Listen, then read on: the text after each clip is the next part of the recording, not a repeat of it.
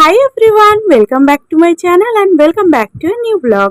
শনিবার দিন আমি আর দিদি দুজন মিলে খাওয়া দাওয়া করে বেরিয়েছিলাম সবজি বাজার করতে যাওয়ার জন্য। আর একটু যেতেই কয়েকটা বাড়ি পর দেখছি একটা বাড়িতে রাস্তার ধারেই এত সুন্দর বাগানবিলাস ফুল হয়েছে, অপূর্ব সুন্দর লাগছে জায়গাটা দেখতে। আর এই ফুল আমার এত পছন্দ, এখানে তো আমি দাঁড়িয়েই পড়েছিলাম ফুলের ফটো তোলার জন্য।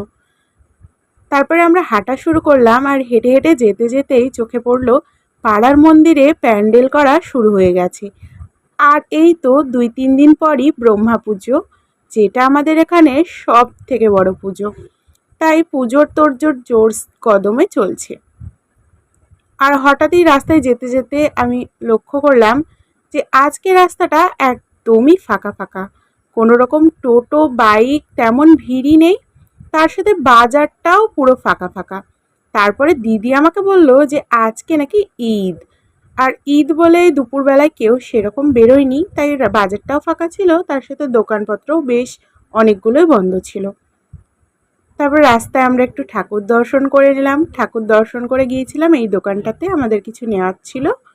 ওটা নেওয়ার পরই সোজা চলে গিয়েছিলাম আমরা সবজির দোকানে। আমরা আজকে যেহেতু হাটবার ছিল, হাট করতে গিয়েছিলাম, তবে ওখানে কিছু জিনিস পাচ্ছিলাম না, সেগুলো নেওয়ার জন্য একটু সবজি বাজারের মধ্যে গিয়েছিলাম। তারপরে আমাদের পছন্দ মতন সবজি দেখতেই পাচ্ছ, 2টো ব্যাগ ভরে ভরে নিয়ে নিয়েছি। আর এত সবজি বাজার দেখে তোমরা আবার ভেবো না যে আমাদের বাড়ি কোনো অনুষ্ঠান আছে, না, এটা কোনো অনুষ্ঠানের বাজার নয়। আমরা যেহেতু সপ্তাহে একদিনই বাজার করি, তো এটা পুরো সপ্তাহের আমাদের বাজার। বাজার করেই তো আমরা উঠে পড়েছিলাম টোটোতে, আর টোটোতে ওঠার পর এত মেঘ হয়ে গিয়েছিল আকাশে, মনে হচ্ছিল এই যেন জোরে বৃষ্টি নামবে। তারপরে বৃষ্টি তেমন হয়নি, ওই কয়েক ফোঁটায় বৃষ্টি হয়েছিল।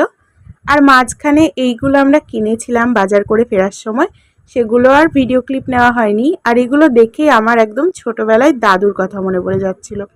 ছোট থেকেই দাদু আমাদেরকে প্রত্যেক বছর এই সময়ে এই জামরুলগুলো নিয়ে এসে সব বোনদেরকে একটা করে দিত।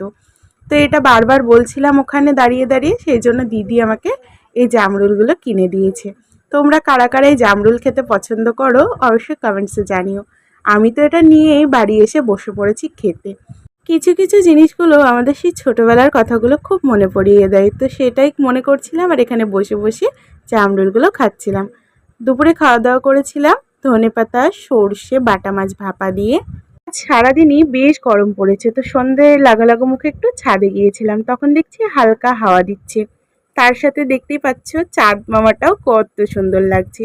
এই ছিল আজকের একটা ছোট্ট মিনি ব্লগ। ভালো লাগলে কিন্তু চ্যানেলটাকে সাবস্ক্রাইব করে দিও। টাটা।